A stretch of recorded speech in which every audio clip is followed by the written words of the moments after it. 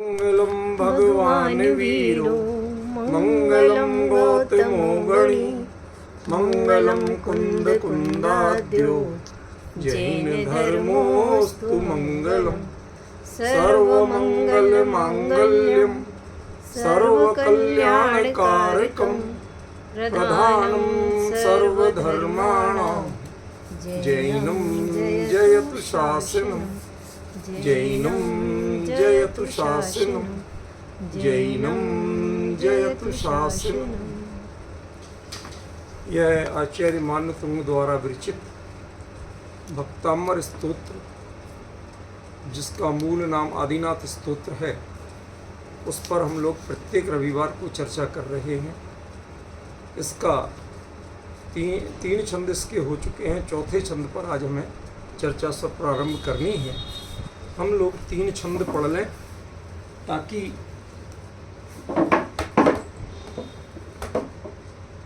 चौथे छंद पर फिर चर्चा करने में हमें अनुकूलता रहेगी, उतना पाठ भी हो जाएगा। भक्तामर प्रणत मौलिमणि प्रभाण मुद्योतकं दलित पाप तमोवितानं सम्यक् प्रणम्य जिनपादयुगं युगादा वालम्बनं भवजले पतितां जनानां यः संस्तुतः सकलवाङ्मय तत्त्वबोधात् उद्भूत बुद्धिपटुभिः सुरलोकनाथैः स्तोत्रैः जगत्त्रितयचित्तहरैरुदारैः स्तोष्ये किलाहमपि तं प्रथमं जिनेन्द्रं बुद्ध्या विनापि विबुधार्चितपादपीठ स्तोतुं समुद्यतमतिर्विगतत्रपोऽहं बालं विहाय जलसंस्थितमिन्दुबिम्ब मन्याकैक्षति जनः सहसा ग्रहीतुं वक्तुं गुणान् गुणसमुद्रशशाङ्ककान्तान् कस्ते क्षमः सुरगुरु प्रतिमोऽपि बुद्ध्या कल्पान्ते कालपवनोद्धतनक्रचक्रम् को वा तरीतुमलमम्बुनिधिं भुजाभ्याम्। इसमें ये जो चौथा छंद हमने लास्ट में पढ़ा, उस पर चर्चा अपनी चलनी है। वक्तुम बोलने के लिए, बताने के लिए, क्या बताने के लिए? गुणान, गुणों को। गुण समुद्र, ये संबोधन है, ये कोई विशेषण नहीं, ये संबोधन है। हे गुणों के समुद्र भगवान, आपके गुणों को बताने के लिए, कैसे गुण हैं? शशांक कांतान, चंद्रमा की कांति के समान, चंद्रमा की किरणों के समान भगवान आपके जो गुण हैं, उनको बताने के लिए ते गुणान, ते कस्ते जो है ना, इधर कस्ते, इसमें कहा अलग है, ते अलग है, ते गुणान, ठीक है ना। तो ते इधर लग जाएगा, ते गुणान, गुण समुद्र ते शशांक कांतान गुणान वक्तुम, ऐसा इसका अन्वय बनेगा। फिर से देख लो, 2 बार बोलूंगा, समझ में आने लगेगा। गुण समुद्र, हे गुणों के समुद्र, ते आपके शशांक कांतान, चंद्रमा की कांति के समान, गुणान, गुणों को, वक्तुम, बोलने के लिए, बताने के लिए, प्रतिपादन करने के लिए, कह क्षमा, कौन सक्षम है, किसकी ताकत है, ठीक है ना। फिर सुर गुरु प्रतिमोपी बुद्धिया, यदि कोई देवताओं के गुरु के समान, प्रतिम माने समान, प्रतिम माने समान समान, देवताओं के गुरु के समान हो, काय में, बुद्धिया, बुद्धि से, मतलब गृहस्थी होते हुए भी, गृहस्थी माने अविरति होते हुए भी जो द्वादशांग के पारायण में सक्षम, दो विपरीतता है। मैंने आपको बहुत, इसका अर्थ अभी पूरा करूंगा, बीच में बात बता रहा हूं आपको। छायक जो, छायक सम्यक दृष्टि नहीं, मतलब क्रमशः असंख्य गुणा निर्जरा, ये सूत्र की व्याख्या बताई थी। हाँ। सम्यक दृष्टि श्रावक, विरत, अनंत वियोजक, उपसमक, ऐसे करके क्रमशः वो सूत्र बढ़ता है। उसमें आता है कि महाव्रती मुनिराज से अविरति दर्शन मोह का क्षय करने वाले उसके निर्जरा अधिक होती। ये बताया था कि नहीं बताया? याद हो तत्व सूत्र नहीं तो फिर से पढ़ ले, मिल जाएगा आपको। तो क्या बात समझ में आई? जो भूमिका में तो आपको कमजोर दिखते हैं, लेकिन क्वालिटी में आपसे भी जो ऊंचे हैं उनसे भी बेहतर दिखते हैं। सुर गुरु कौन है? देव, लोकांतिक, लोकांतिक देव। ये वो देवताओं के गुरु बृहस्पति वो सब नहीं है। अब आपको कॉन्सेप्ट क्लियर हो चुका है। देवताओं के गुरु कौन है? लोकांतिक। लोक। देखो लगभग हर छंद में बात आ रही कि नहीं आ रही?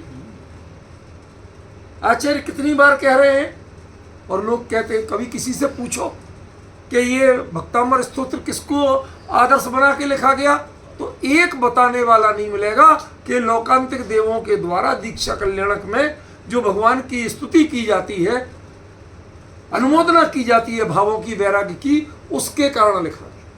एक बताने, आज तक किसी ने बताया हो आपको तो बता दो। आप लोगों ने बहुत सुनी होगी, चर्चा प्रसिद्ध है। मुनि पदधारक से लेके श्रावक, पंडित, सब लोग बोलते हैं इस पर। कई तरह की क्विज चलती है, कंपटीशन चलता है, बहुत से आयोजन चलते हैं इस भक्तामर स्तोत्र। एक 30 मार्क का बता दो, एक कोई जानकर बता दो जिसने आज तक ये कहा हो कि भक्तामर स्तोत्र इस कारण लिखा गया, इनका अनुकरण करके लिखा गया। एक व्यक्ति ने आज तक नहीं बोला, जबकि आचार्य ने हर कदम पे इस बात को दिया। ठीक है ना? तो वो बुद्धि में उनके समान तो हो, जब तो भगवान के दीक्षा कल्याणक में तीर्थंकर की स्तुति कर सके। उतनी बुद्धि तो हो।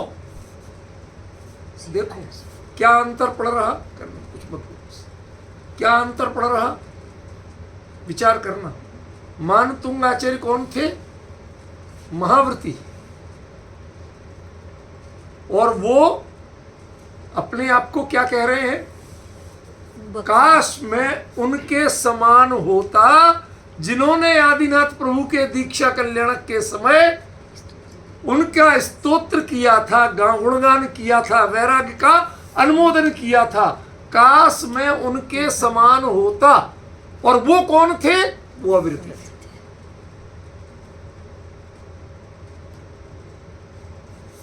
मैंने एक महाव्रती मुनिराज बारंबार बहुमान कर रहे हैं, तो किसका? बाहर की भूमिका में देखने में अविरति, लेकिन अंदर के परिणामों की स्थिति के हिसाब से बहुत उन्नत है। रूपल बहन बात समझ में आ रही है कि नहीं आ रही? कहां अंतर पड़ रहा है, क्या गैप बढ़ रहा है? मतलब आज के कोई महाव्रती मुनिराज यदि किसी अविरति श्रावक के किसी अच्छी बात की प्रशंसा कर दें, तो ऐसा लगता है कि ये तो हेठ ही होगी। आप महाराज कुछ तो अपने पद का ध्यान रखते, कहेंगे कि नहीं कहेंगे? आज तो इतने में बिल्कुल ही उनको लग जाएगा, भाई साहब हम तो सारी उतर गई। जबकि ये मानतुंग आचार्य स्वयं सच्चे भावलिंगी मुनिराज थे, छठवें सातवें गुण स्थानवर्ती, पक्के महावर्ती, निर्दोष। और वो कर क्या रहे थे? मैं बुद्धि में जिन्होंने भगवान की दीक्षा कल्याणक के समय स्तुति की थी, उनके बराबर कदाचित होता प्रतिम, सुरगुरु प्रतिम, देवताओं के गुरु यानी लौकांतिक देवों के बराबर होता, उन जैसा होता, तो मुझे आपका गुणगान करना शोभा देता। उन्होंने स्तुति की, उसकी कॉपी मैं करना चाहता हूं, और मेरी योग्यता धेले भर भी नहीं। ये कौन कह रहे हैं? भावलिंगी मुनिराज। किसके लिए कह रहे हैं? एक अविरति, एक महाव्रती मुनिराज एक अविरति देव के लिए कह रहे हैं। अब आप जरा विचार करो कि लौकांतिक देवों का के बारे में हमने जितना लिखा, मेरा बस चले तो पूरी थीसिस करा दूं, पूरी इतनी मोटी बुक लिखूंगा। आज मैं इतना भाव विभोर हूं। मान तुंगा आचार्य देव वो बारंबार कह रहे, मैं तो उनकी आगे कुछ हूं ही नहीं। बताइए रूपल बहन, कह रहे कि नहीं कह रहे? कहा क्षमा, कौन सक्षम है? किसकी हैसियत, किसमें ताकत है इतनी कि जिनकी स्तुति सुरगुरु लौकांतिक देवों ने की हो, उनके प्रतिम बुद्धिया, उनके समान बुद्धि वाला यहां है कौन? जो आप हे गुण समुद्र आपके चंद्रमा की कांति के समान, चंद्रमा के आभा मंडल के समान जो निष्कलंक गुण है, निर्दोष गुण है, उनका यशोगान कर सके। अच्छा एक बात बताओ, यहां चंद्रमा के समान क्यों नहीं कहा? चंद्रमा के किरणों के समान या उनके किरणों के घेरे के समान क्यों कहा?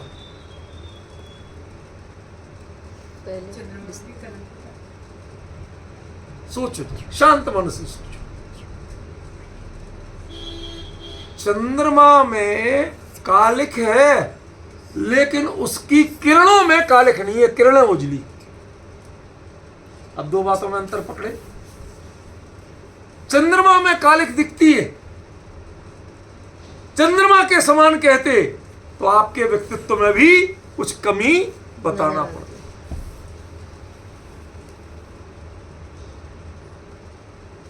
पवन जी देखो, थोड़ा ये विषय यदि कोई भी चर्चा हो मेरे से, यदि उसका वास्तविक आनंद लेना है तो पहले आप उसमें गहराई में उतरना सीख। आज कुछ नहीं है, सिंपल शब्दार्थ चलेगा, लेकिन वो सिंपल शब्दार्थ में भी इतनी गहराई है कि आपको सोचने के लिए बहुत सी दिशाएं मिलेंगी।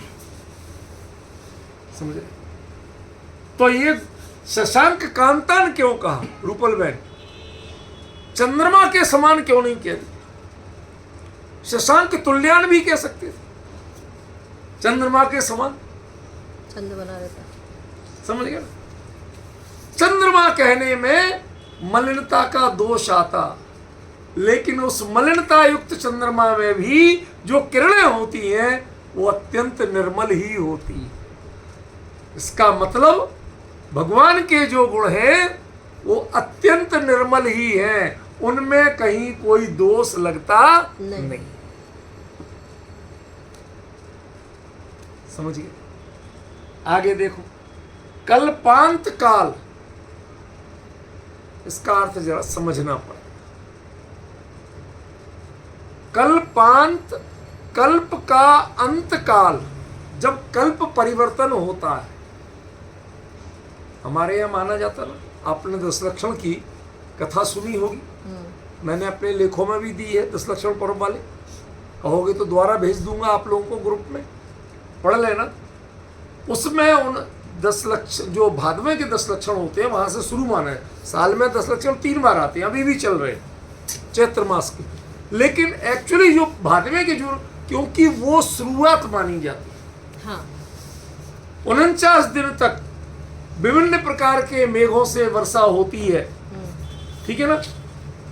उसके बाद कैसी कैसी पवनें चलती हैं, फिर धरती पर पुनः सृष्टि जैसी उत्पन्न होती है, सब कुछ चीजें फिर से सहज होने लगती हैं।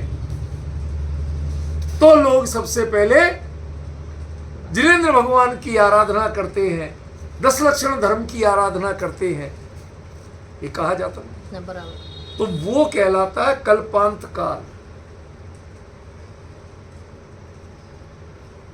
जब पूरे जलमग्न हो जाए 7 सप्ताह तक, लगभग 49 दिन, 7 सप्ताह हो गए ना, 49 दिन तक अखंड जलधाराएं बरसे, उसके बाद कैसी कैसी पवनें चले और सारा वातावरण, पानी भी उतर जाए, पृथ्वी निकले, उसमें अनेक प्रकार की वनस्पतियां उत्पन्न हो, चारों ओर जीवों के मन में आनंद छाए और उस आनंद के भाव से क्या किया जाए? जिनेंद्र की आराधना की जाए, 10 लक्षण धर्म की आराधना की। अब मैं एक प्रसंगवश बात कह रहा हूं, किसी की निंदा स्तुति के लिए नहीं कह रहा हूं। श्वेतांबर भाई वो भादवे के पहले से बोले कृष्ण पक्ष से मानते, हाँ। समझ गए, और चतुर्थी तक मानते, अपने यहां पंचमी से माने जाते। अब वैज्ञानिकता देखिए कि वो कल्पांत काल दोनों के यहां एक जैसा माना गया। तो उनका जो काल है उस समय 49 दिन पूरे नहीं हुए थे। नहीं हुई। तो जब मूसलाधार बारिश हो रही थी तो उसमें निकल के मंदिर गए कैसे थे तुम? जिनेंद्र की आराधना और 10 लक्षण धर्म की आराधना की कहां थी तुमने? पॉइंट समझ रहे ना? की कहां थी? उनके यहां तो किसी धर्म की आराधना बताते ही नहीं कहीं। 10 दिन 8 दिन तुम मानते हो, 8 दिन करते क्या हो? कोई कॉन्सेप्ट नहीं, समझ रहे? और साइंटिफिकली वो चीज प्रूव नहीं होती, क्योंकि जब तुम्हारे यहां माना गया कि 49 दिन तक तो अखंड जलधाराएं बरसेंगी, और उस समय जलधारा बरसना बंद होगा कब? कृष्ण पक्ष के अंत में। शुक्ल पक्ष के शुरू के 4 दिन वह मंगलमय हवाएं चलेंगी, उससे सारी प्रकृति अनुकूल हो जाएगी। तो पंचमी के दिन अच्छे धूप भी निकलती है, धरती भी वापस हल्की सूखी हरी भरी हो जाती, तब जाके लोग मंदिर पहुंचते हैं और आराधना करते हैं। तो जब मूसलाधार बारिशें हो रही थी, जब पृथ्वी जलमग्न थी, तो आप कहां गए थे और कहां जाके आराधना की थी? ये मैंने साफ लिखा उस लेख। भाई कॉन्सेप्ट तो बताओ। आप लोग कुछ भी कह देते हो और हमसे कहते मान लो, हम कैसे मान लें? आपने कह दिया महावीर के कानों में कील ठोक दी थी। अरे जब तुम वज्र संज्ञान मानते हो तो लकड़ी की कीलें ठुकी कैसे? है? वो सांप ने पैर में काट खाया तो दूध जैसा खून निकल। अरे काट कैसे खाएगा? उसके दांत टूट जाएंगे। वज्र संज्ञान पे कोई सांप के दांत नहीं घुसते। तो आप जो जैन सिद्धांत की मूलभूत बातें हैं, आप अपने किस्से कहानियों में उसके विपरीत लिखते हो। हम कैसे मान लें कि आपकी बातें ठीक है? और हमारे यहां जितनी बातें हैं उसमें कहीं भी विरोध नहीं आता। हमारे यहां तीर्थंकर भगवान की स्तुति में एक वाक्य बोला है आचार्य समंत भद्र स्वामी ने। उन्होंने लिखा, अविरोधो यदिष्टम ते प्रत्यक्षे प्रसिद्धेन न बाध्यते। हे भगवान, जो आपने कहा है, जो आपको इष्ट है, वह किसी भी प्रत्यक्षादि प्रमाण से बाधित नहीं हो। और यदि बाधित हो जाए तो फिर आपका वचन की प्रामाणिकता क्या रहेगी? समझ गए? तुम जो बातें कहते हो वो प्रत्यक्षादि प्रमाणों से बाधित है। और वीतरागामना में, शुद्धामना में जो बातें कही गई हैं वह इससे कहीं बाधित ही नहीं हुई। अब डिफरेंस समझ में है? प्रकरण तो अपना कुछ और था, पर बीच में कोई बात आ जाती है, थोड़ा सा खुलासा करना मेरा कर्तव्य हो जाता। कल्पांत काल पवनोद्धत। अब वो पवन नहीं है कल्पांत का, वो जो 49 दिन तक जो चलते हैं, तेज आंधी तूफान के साथ मूसलाधार बारिश, तो वो पवन से उद्धत, पवन से प्रेरित, तेज हवाओं से प्रेरित वो बारिश के लिए यह उससे नक्र चक्रम, अब तेज हवाएं चली तो समुद्र में नक्र चक्र, लहरों का समूह, प्रचंड लहरें ऐसी उठ रही। अब ऐसा समुद्र हो कि प्रलयकालीन जैसी स्थिति हो और तेज हवाएं चल रही हो और उन तेजों से इतनी ऊंची ऊंची लहरें उठ रही हो, आज की भाषा में रूपल में सुनामी, समझ गए ना? ऐसी हालत हो रही हो, उसमें कहते हैं को वाह, ऐसा कौन 30 मार खाए जो तरी तुम, तैरने के लिए। अरे सामान्य तालाब में, स्विमिंग पूल में एक से एक तैरने वाले मिल जाएंगे, कुछ कुछ समुद्र में भी तैरने वाले मिल जाएंगे, लेकिन जब शांत हो तभी तैर पाते हैं, नॉर्मल लहरें हो तभी तैर पाते हैं। प्रचंड तूफान हो तो समुद्र में लोगों को सरकार सूचना देती है, मछुआरों को भी जो दिन रात समुद्र में रहते हैं उनको सलाह दी जाती है कृपया समुद्र में ना जाएं, आप नहीं तैर पाओगे, नहीं बच पाओगे, भले ही आप समुद्र में ही पैदा हुए हो। समझ रहे? को वा तरीतु अलम, तरी तुम अलम, तैरने के लिए अलम माने समर्थ है। ये अलम माने क्या है? अलम माने बस करो भी होता है और अलम माने समर्थ भी होता है। यह समर्थ अर्थ।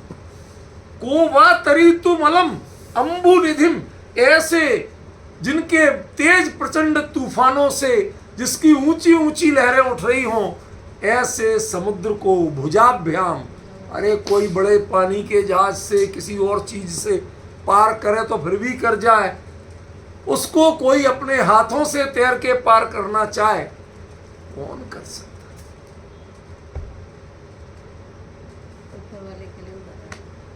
थोड़ा सा अर्थ समझ में आया, शब्दों का अर्थ समझ में आया।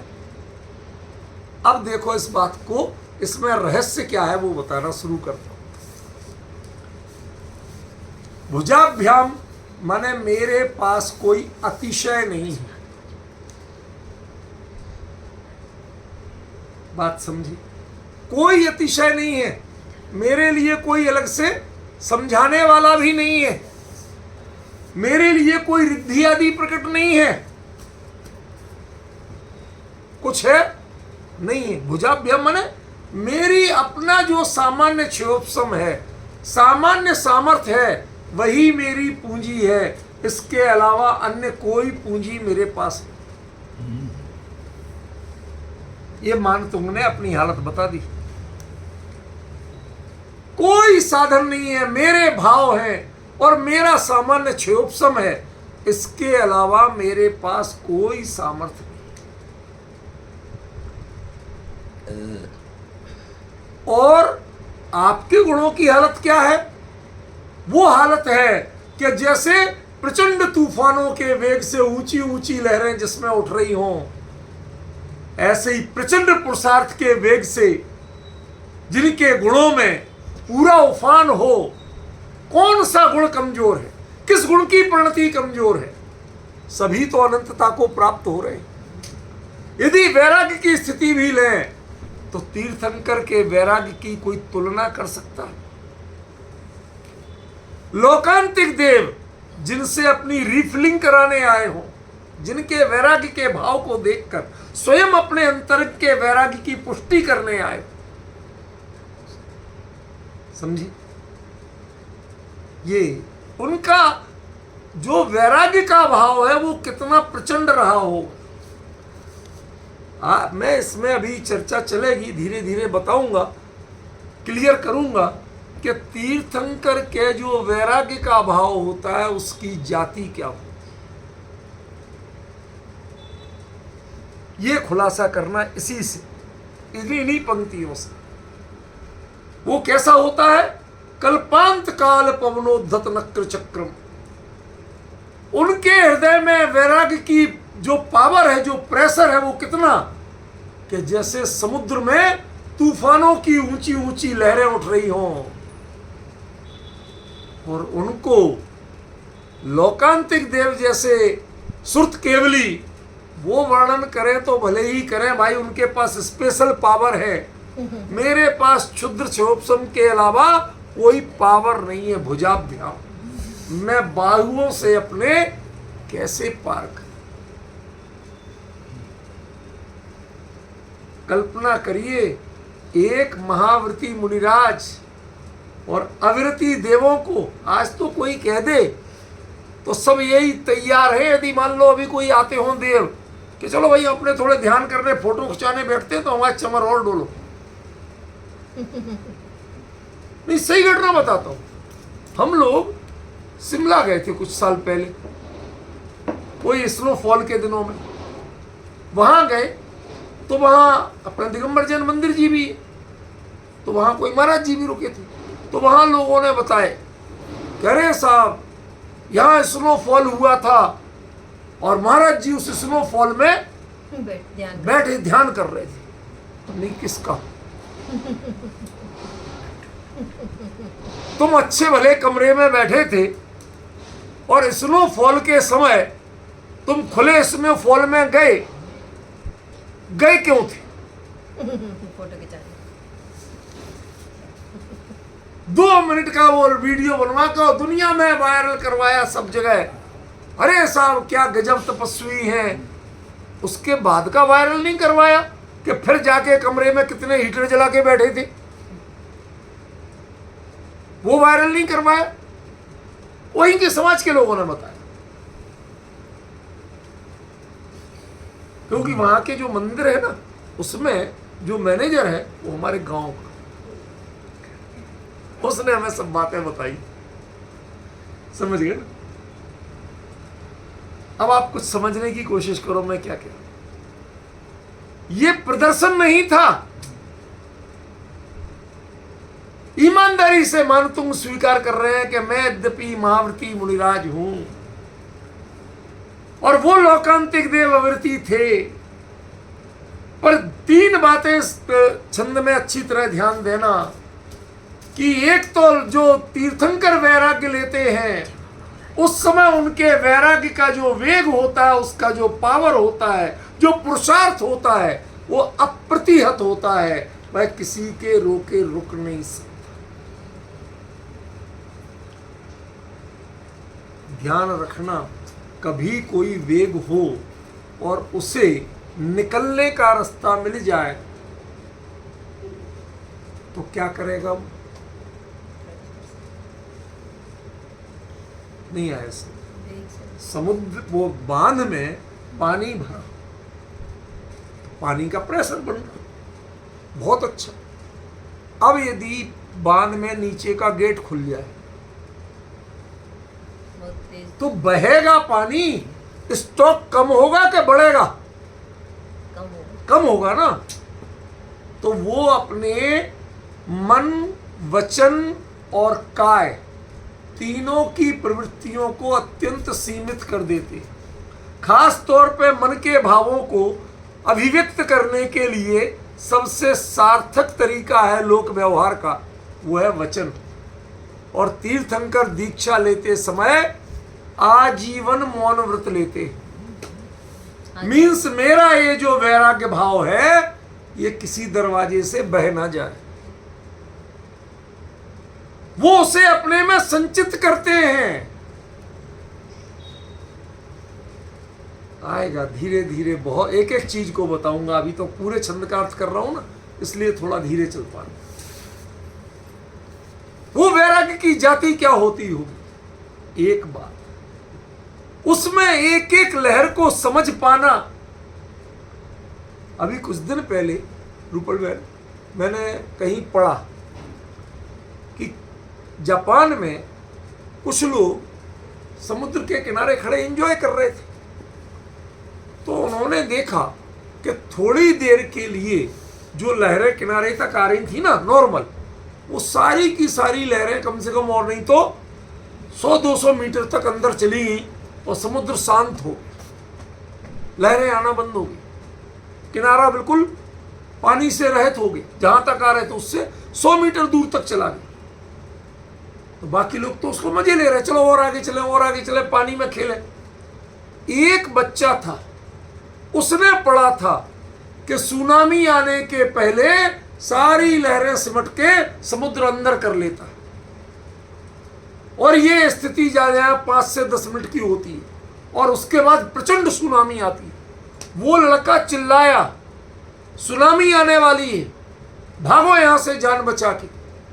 कुछ लोगों ने कहीं और उनने भी पढ़ा, उनको भी समझ में आया, वो सारे के सारे दौड़ के भाग के किसी तरह जान बचाए। मतलब वो जो आपको पानी नहीं दिख रहा, समुद्र उससे कितनी प्रचंड लहर तैयार कर रहा, क्या आपको पता है? ऐसे ही बाहर जिनकी मुद्रा अत्यंत प्रशांत दिख रही है, एक शब्द भी नहीं बोल रहे हैं, उनके अंदर वैराग्य का कौन सा महासागर हिलोरे ले रहा है, वो आपको दिख रहा है? नहीं। वो दिख किसको रहा है? जो दिखा नहीं रहे, उनका भी देखने की सामर्थ्य किसकी है? लौकांतिक देवों की। क्यों? क्योंकि उनसे वो अपने वैराग्य भाव की रिफिलिंग करा लेते। आप कुछ समझ में आया रूपल में क्या कहना चाहता हूं? जो बिल्कुल नहीं दिखाते हैं,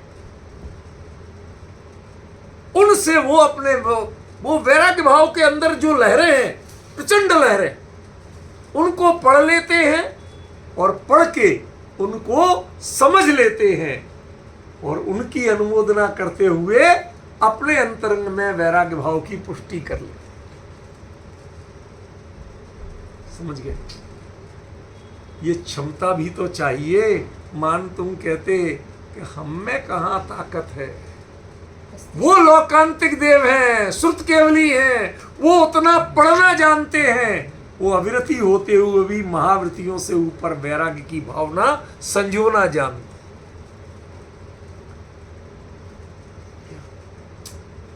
सही एक व्यंग जैसा देखा, एक गांव का आदमी गधा गाड़ी लेके मर्सिडीज के शोरूम में गया, सिंपल कपड़े पहने, तो उनके लोगों ने भगाया, भाग, कहां से आ गया ये फटे चिटे सिंपल कपड़े पहने मोटे और गधा गाड़ी लेके, तुझे पता नहीं है मर्सिडीज को? मुझे एक मर्सिडीज ही खरीदनी, अपनी शक्ल देखी है, तू मर्सिडीज खरीदेगा? सब तिरस्कार कर, और ये गधा गाड़ी लेके आया, गधा गाड़ी चलाने वाला मर्सिडीज। आपको तो पैसे में कितने की दोगे, तो बताओ रेट क्या है? वो तिरस्कार ही करते रहे। वो भी जिद्दी था, उसने अपनी गधा गाड़ी लेके उसके शोरूम में घुसा दी और घुसा के उसके अंदर जो बोरे रखे थे वो खोल दिए। जब उनमें से नोट ही नोट निकले, उनका माथा घूम गया। अरे बाप रे, मैं किसका अपमान कर रहा था? जो देखने में दरिद्र लग रहा लेकिन इतना समृद्ध है। उन्हें अपनी गलती का एहसास हो। तुम सूटेड बूटेड होके भी जरा सी तनख्वाह पे जीवित हो, और वो देखने में कुछ भी नहीं है, फिर भी उसके बहुत कुछ है। जब उसका वैभव देखा तो उनकी आंखें खुली की खुली रह गई। ये परखने की क्षमता भी तो चाहिए। कोई तुम्हें दिखाए और तुम्हें देखने का अवसर मिला। अब जरा कल्पना करो कि मान तुम कौन थे? वो शोरूम के अधिकारी थे, और लौकांतिक देव कौन थे? देखने में अविरति और अंदर द्वादशांग की निधि भरी हुई थी। सुर गुरु लिखा है ना। कहते उनके बराबरी हम करेंगे।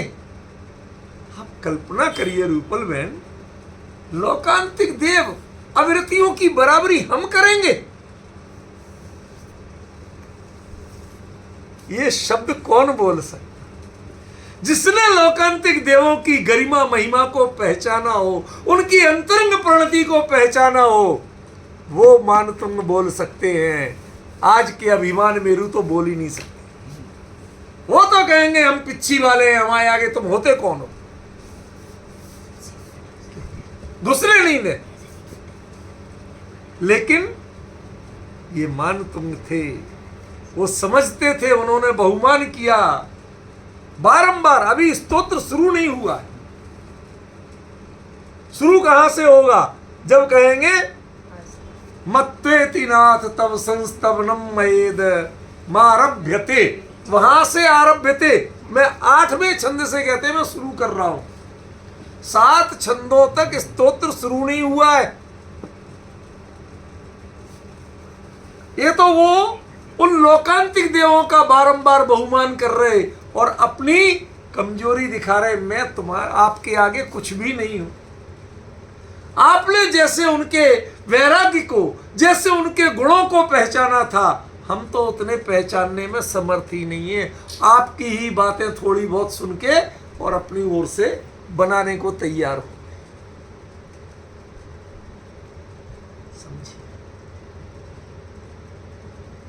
एक बार ऐसे ही प्रसंग आया हमारे यूनिवर्सिटी में। संस्कृत के लोग कहते साहब, संस्कृत के विद्वानों ने जो लिखा उसके आगे तो कोई कुछ है ही नहीं। तो मैंने उनसे एक बात कही, आप लोगों को भी बता रहा हूं, बहुत जरूरी है। हमने कहा संस्कृत में जितना भी कथा साहित्य है उसमें रामचंद्र जी, कृष्ण जी, इन 2 को छोड़कर बाकी लोक जीवन के पात्रों और व्यक्तियों पर आधारित जो कथा साहित्य है वो कितना है? साहब 2 बड़े बड़े ग्रंथ हैं, एक कथा सरित सागर और एक बृहत कथा कोश। बहुत अच्छा, बहुत अच्छी बात कही आप। हमने कहा ये दोनों किस पे आधारित हैं? अरे साहब उन विद्वान थे, उनने लिखा कि शांत हो जाओ जब। अब हम बताते। एक गुणाढ़ नाम के कवि थे, उन्होंने पैसाची भाषा प्राकृत में वड्ढ कहा लिखी थी 14 खंडों में।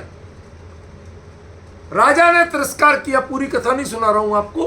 राजा ने तिरस्कार किया तो वो नगर के बाहर जाके सूखे पत्तों पर लिखे हुए वह अपनी कथा पढ़ते और अग्निकुंड जला रखा था उसमें जलाते जाते।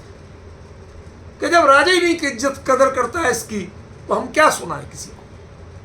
पशु पक्षियों को सुना रहे और वो खाना पीना छोड़ के पशु पक्षी मर जाते लेकिन वहां से उठते नहीं, जाते नहीं, सुनते रहते, मंत्रमुग्ध। समझ में? बाद में जब राजा को पता चला ऐसा, वो आए, अरे महाराज गलती हो गई, आप माफ करो। तो हमने कहा उस समय तक उन्होंने 12.5 अध्याय जला चुके थे। 1.5 खंड बचा था 14 में से। उस 1.5 खंड में जितनी कथा थी उसके आधार पे कथा सरित सागर और बृहत कथा कोश, ये दोनों ग्रंथ उसके आधार पर लिखे गए। इन दोनों के लेखक कवियों ने ये साफ स्वीकार किया। हमने कहा पता चला प्राकृत साहित्य क्या था। आप बहुत फुदक रहे थे कि हमारे के अलावा कुछ नहीं है और कुछ नहीं है। हमने कहा हमारे एक कवि हुए हाल सातवाहन, उन्होंने कहा सत्सी लिखी, उसमें वो लिखते हैं कि हमारे जमाने में करोड़ों करोड़ों प्राकृत गाथाएं प्रचलित थी, उन करोड़ों में से छांट के मैं 700 लिख रहा हूं। कितना रहा होगा साहित्य। आपका हम सम्मान करते हैं, संस्कृत साहित्य बहुत अच्छा है, हम सम्मान करते हैं, तिरस्कार नहीं करते, लेकिन आपसे निवेदन करते हैं कि आप अपनी गरिमा रखिए लेकिन दूसरे का तिरस्कार मत करिए। हमारा प्राकृत साहित्य भी इससे कई गुना विशाल और बहुत गंभीर और बहुत महत्वपूर्ण रहा। समझ गए?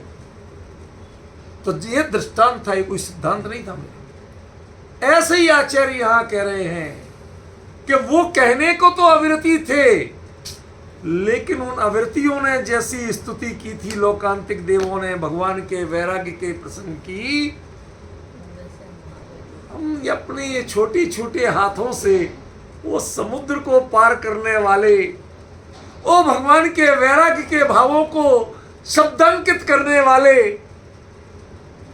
उनकी अनुमोदना करने वाले, कहते वैसा वैराग्य ना हमने कौन जो खुद महावृति है, वो कहते ना तो हमने ऐसा वैराग्य जाना, ना पहचाना, ना हम उसका वर्णन कर सकते। धन्य हो प्रभु।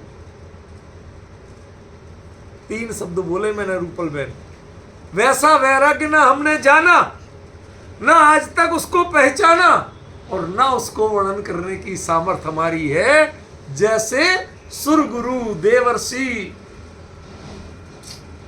लोकांतिक देव वह भगवान के दीक्षा कल्याणक के समय जैसा उनका गुणानुवाद करते हैं वैसे पहचानने की सामर्थ हमारी नहीं।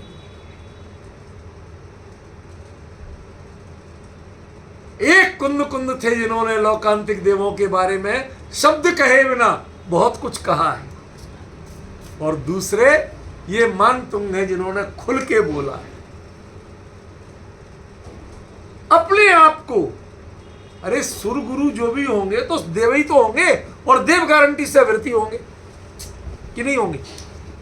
उन अविरति देवों में भी उनका बहुमान करना बारंबार, क्या आपका मुकाबला हम कर नहीं सकते। बात काल की नहीं है, बात भूमिका की है। मान तुम की भूमिका महाव्रती की थी, आचार्य थे, पूज्य थे, भावलिंगी संत थे, निर्ग्रंथ थे, सब कुछ था, परंतु उनकी वो कहते हैं हमारी कुछ भी हैसियत नहीं है। जैसा स्तमन लोकांतिक देवों ने भगवान के वैराग्य कल्याणक दीक्षा कल्याणक के समय किया था, वो भगवान के अंदर के वैराग्य के समुद्र की उन उत्तुंग लहरों को पहचानना, उन गुणों का वर्णन करना हमारी सामर्थ्य नहीं है। वो लोकांतिक देव कर गए थे, पर हमारी सामर्थ्य। अब आप इस छंद के माध्यम से आगे धीरे धीरे जानेंगे कि वास्तव में भगवान का जो वैराग्य होता है, क्यों उनके पहला जो आहार दान देता है वह उसी भाव से मोक्ष चला जाता है। वो उनके अंदर के वैराग्य का कौन सा पार्ट ले लेता है, कौन सी झलक ले लेता है। भगवान इस भूलोक का पहला आहार ग्रहण करते हैं, उसके पहले जो आहार होता है वो स्वर्गलोक से बन के आता है, पृथ्वी लोक का आहार ग्रहण नहीं करते। माता पिता के किचन का कुछ नहीं लेते, आपको पता नहीं हो तो जान लो। तीर्थंकर बालक जब से जन्म लेते हैं, जन्म से लेके और दीक्षा होने तक वह अपने माता पिता के यहाँ का एक दाना, मध्य लोक का एक दाना भी ग्रहण नहीं करते।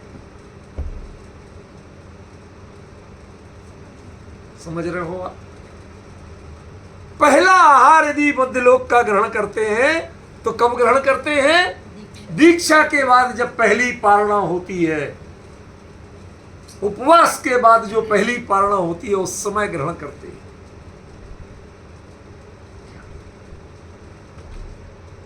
और वो भी वो जीव जो पहली बार उनको पड़गाहता है। राजा श्रेयांश ने पहली बार अपने पिछले भाव का स्मरण करके कहा, जो पिछले भाव में जिनको आहार दिया था वो तीर्थंकर मुनिराज नहीं थे। अब जो देखा, पिछले भाव में भी आहार दिया था लेकिन तद्भव मोक्षगामी नहीं बने थे। भाव तो हुआ था, नहीं तो श्रेयांश कैसे बने होते?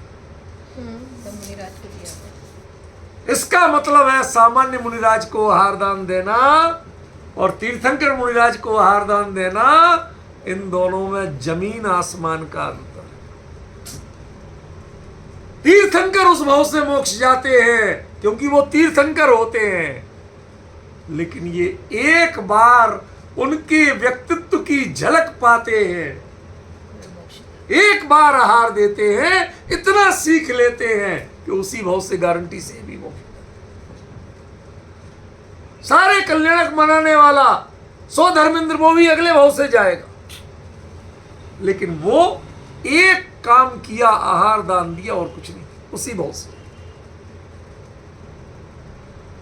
लोकांतिक देव एक भी कल्याणक नहीं मनाते, मात्र वैराग्य के भाव की अनुमोदना करने आते हैं, और उतना करके गारंटी से अगले भाव में ये आपको पहचानना पड़ेगा। ये मानतुंग आचार्य के द्वारा लिखा गया भक्तामर स्तोत्र एक्चुअली ये लोकांतिक देवों की वो गरिमा, वो पक्ष बताता है जो आज तक हम लोग जानते ही नहीं है। उन्होंने मानतुंग आचार्य ने आदिनाथ भगवान की स्तुति बाद में की, और शुरू के 7 छंदों में एक्चुअली लोकांतिक देवों की स्तुति की। जिसे लोग पहचान नहीं पाए। पवन जी समझ पा रहा, जिसे हम लोग पहचान नहीं पाए। एक महाव्रती मुनिराज ने अविरति लोकांतिक देवों की स्तुति की है 7 छंदों में। उनका गुणानुवाद करने के बाद फिर 8वें छंद में कहते हैं मत्वेति नाथ तव संस्तवनम मयेद आरभ्यते। अब मैं शुरू कर रहा हूं। तो अभी तक क्या कर रहे थे कि अभी तक तो जिन्होंने आपकी असल में स्तुति की थी मैं उनका गुणानुवाद कर रहा हूं।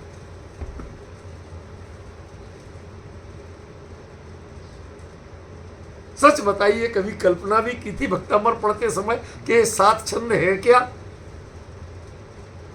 किसी ने इनके अर्थ के बारे में सोचा भी था? क्यों विजय जी भाई साहब? किसी ने नहीं बताया, आज तक किसी से नहीं पढ़ा।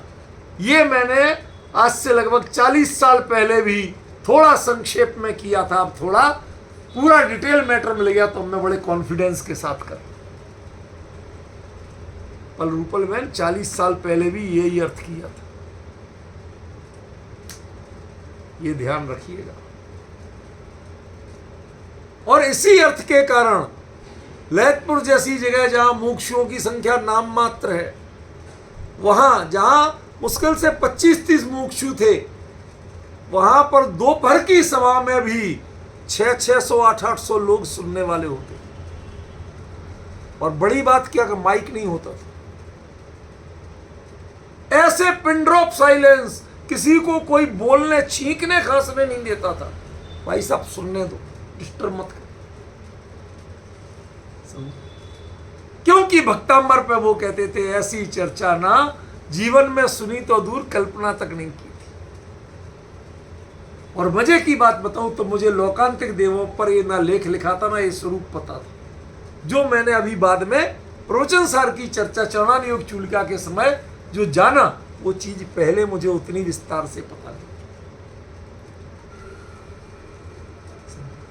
अब देखो मैं एक एक शब्द के प्रति द्वारा आगे बढ़ता हूं, उसका खुलासा करता हूं। देखिए, गुण समुद्र, एक एक शब्द को लेके हमें चलना पड़ेगा। पहला क्या है? गुण समुद्र।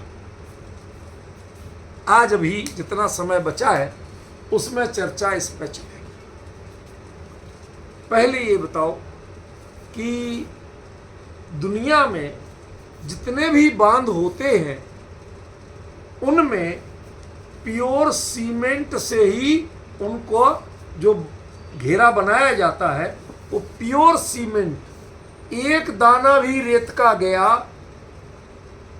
तो वो पानी का जो वेग है उस रेत का सहारा पाके पूरे बांध को तोड़ देता। इसलिए जो इंजीनियर्स लगते हैं उनके लिए ये टेक्नोलॉजी दी जाती है कि भाई एक दाना रेत का ना चला जाए। ठीक है, तो अभी किसी बांध में समुद्र जितना पानी होता है?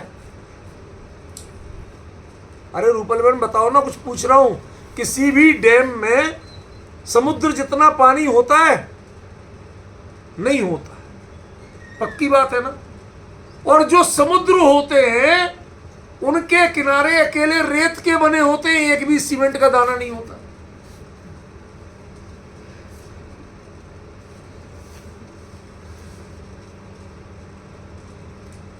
देखो अब इसके पीछे का मर्म बताने वाला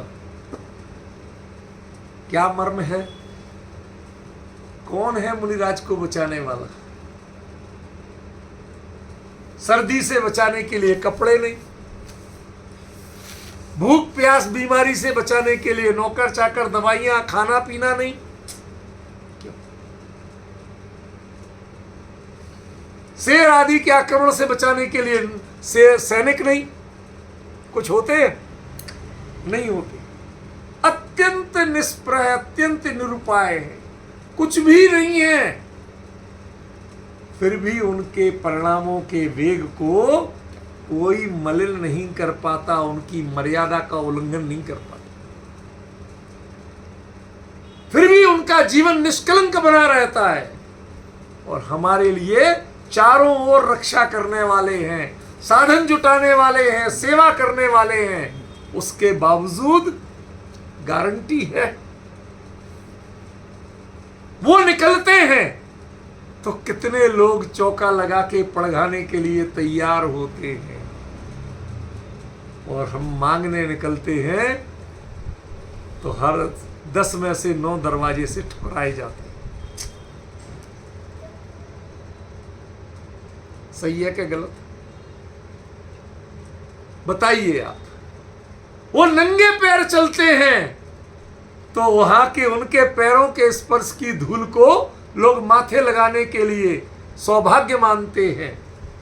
जो पैर कभी धुले नहीं उनको माथे लगाने को सौभाग्य मानते हैं, और जो आप रोज नहा धो के जाते हो उसके बावजूद उसके देह के स्पर्श की चीज को मलिन ही माना जाता है। पैरों से छुई हुई चीज को, किसी को पैर लग जाए आपका तो हट, पैर वो लगा दिया मेरे को, और उनका पैर लग जाए तो कहते महाराज हमारा तो जीवन धन्य हो जाए, पैर लग जाए आपका। हर चीज का अंतर आ रहा। क्यों? जीवन की एक एक चर्या यदि वो टोक भी दें तो हमारा जीवन मंगलमय हो जाए, और हमारे लोग आके जितनी बधाइयां भी दे दें उससे जीवन अमंगलमय होने वाला, मंगलमय नहीं होने वाला। मुनिराज ने टोक दिया, क्या जन्मदिन मनाते हो? ये दोष है, कलंक है कि सौभाग्य की बात है? जीवन सुधर सकता है। और लोग आके जो बूके देते हैं, भेंटें देते हैं, उससे देह के प्रति ममत्व बुद्धि बढ़ती है कि घटती है? बताइए। जिन्होंने डांटा उनसे आपका जीवन मंगलमय हो गया, और जिन्होंने बधाइयां दी उनसे आपका जीवन अमंगलमय हो गया।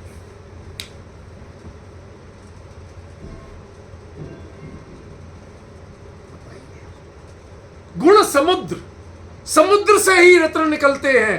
पानी यद्यपि खारा होता है, पीने लायक नहीं है, तो मुनिराज के पास भी जो पानी होता है वो पीने लायक नहीं कि होता है। नहीं, वो शौच के लिए होता है और किसी काम के लिए नहीं होता। उनके पास कोई भी चीज ऐसी नहीं है कि जो आपके लिए दी जा सके। उसके बावजूद जो आपको नहीं दिखते हैं ऐसे उनके वचन रूपी रत्न, वो जब उनसे मिलते हैं तो आपके जीवन की सबसे बड़ी पूंजी बन जाती है। कवि जयवल्लभ सूरी जो श्वेतांबर साधु थे, उन्होंने एक बड़ा वज्जा लग्गम ग्रंथ लिखा, बड़ा सुंदर है, नीति शास्त्र का है। उसमें वो लिखते हैं कि अख पलरोपी हुए ही भणई रहना यरो लोए। समुद्र में जीव जंतु ज्यादा होते हैं कि रत्न ज्यादा होते हैं? अरे जीव, समुद्री जीव जंतुओं की प्रजातियों का तो आज तक बड़े बड़े लोग जो रिसर्च करते हैं ना, आज तक गिनती नहीं कर पाए कितनी प्रजाति। अकेले मछलियों की प्रजातियों की गिनती नहीं कर पाए। अभी भी हर दूसरे रोज कोई नई प्रजाति मिल जाती है। अरे साहब हमने नया, वो अपनी रिसर्च बताता रहता। समझे कि नहीं? अख बहुरूपी हो, यही जो समुद्र है वो भरा हुआ कैसे है? जीव जंतु, जीव जंतुओं से। फिर भी भरणई कहा जाता है, रैणा यरो लोए, उसे रत्नाकर कहा जाता है। कीड़े मकोड़ों का घर नहीं कहा जाता।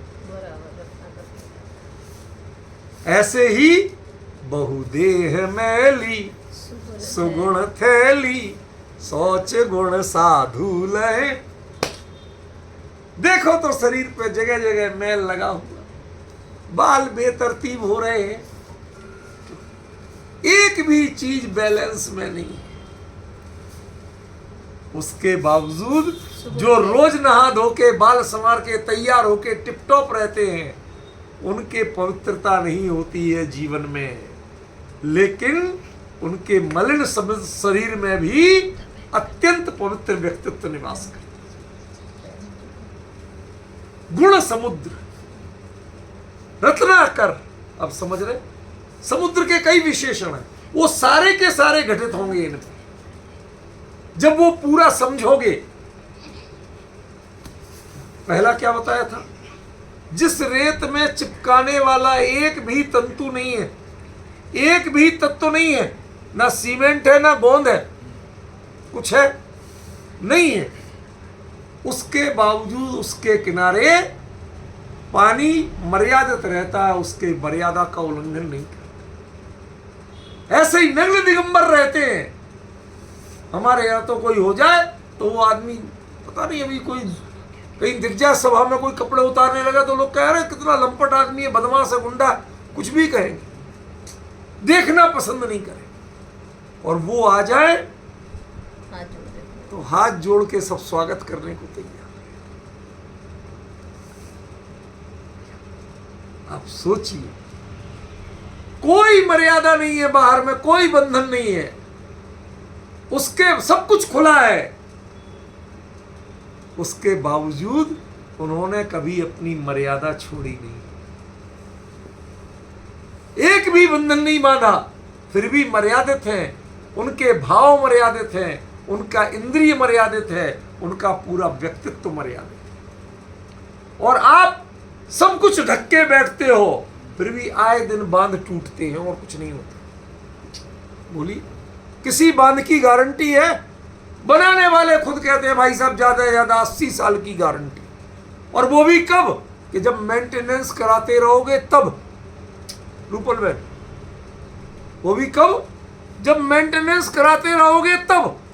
तुम अपने आप को सभ्य दिखाने के लिए जिन जिन कपड़ों की, गहनों की सारी व्यवस्थाएं जुटाते हो, वो भी मेंटेनेंस कराते रहोगे तब तक कहलाओगे, वरना कुछ नहीं कहलाओगे। और तब भी अंतरंग में तुम असुचि हो, अपवित्र हो, पवित्र नहीं। और वो पूरी तरह से खुले, मैले, कुचेले, कुचेले भी नहीं कह सकते, अकेले मलिन कह सकते, क्योंकि कुचेले शब्द किसी को कहते हैं? नहीं जानती, जान के पूछा है मैंने। कु माने बुरे और चेल माने वस्त्र। जो फटे, पुराने, गंदे, मैले कपड़े पहनते उनको मैले कुचेले। कपड़ा हल्का था और मैला भी था, इसलिए मुनिराज को कभी मैले कुचेले नहीं कहा जाता। बहुदेह मैली, कुचेली नहीं बोला। समझे कि नहीं? सुगुण थैली, सोच गुण साधन। हम जितने अपने आप को ढक के अपने आप को सभ्य कहते हैं, हम वास्तव में अंदर में उतने ही विकृत और असभ्य है। हमारी मानसिकता उतनी असभ्य है। क्यों? क्योंकि हमें सिखाना पड़ता है कि तुम इनसे 7 हाथ दूर रहो, वरना तुम बिगड़ जाओ। अरे मुनिराज तो 7 हाथ दूर रह के फिर भी सही रहते हैं, यहां तो मीलों दूर हो जाए तो भी दिमाग में घूमती रहती। बताइए, नहीं होता? ये आपके व्यक्तित्व की कमियां हैं। आप जितने मर्यादाएं लगाते हो, आप उतने ही कमजोर सिद्ध होते हो। समुद्र कोई मर्यादा नहीं लगाता, किनारे रेत पड़ी है जो चिपकी ही नहीं है किसी से, जुड़ी ही नहीं है किसी से, कोई उसमें जोड़ने वाला बंधन नहीं है। ऐसे ही मुनिराज के व्यक्तित्व में निर्ग्रंथता है, कोई ग्रंथि, कोई बांधने वाला तत्व नहीं है, फिर भी वो परम पवित्र बने रहते हैं, अत्यंत मर्यादित हैं। पूरे जीवन में कोई उच्छृंखलता नहीं होती है, किसी नियम का उल्लंघन नहीं होता, इसलिए उनको गुण समुद्र कहा। समझ में आया? समय तो पूरा हो गया, अभी गुण समुद्र की व्याख्या नहीं हो पाई, बाकी चर्चा अगले रविवार को चलेगी। तब तक के लिए